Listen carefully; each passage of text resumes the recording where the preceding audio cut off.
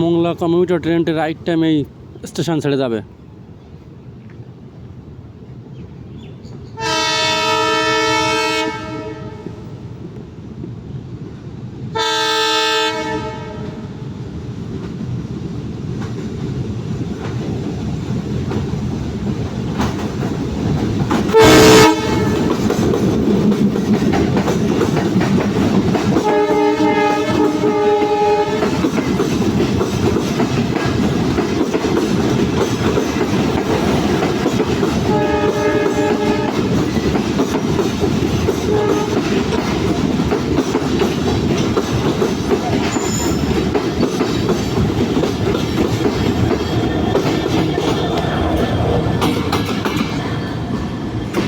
সামনে line clear না থাকার কারণে ওয়েম্যানদের কাজ চলছে স্লিপার চেঞ্জিংয়ের। এজন্য সামনে রেড ফ্ল্যাগ দিয়ে ওয়েম্যানরা কাজ করছে, এজন্য ট্রেনটি 10 কিলোমিটার গতিতে যাবে।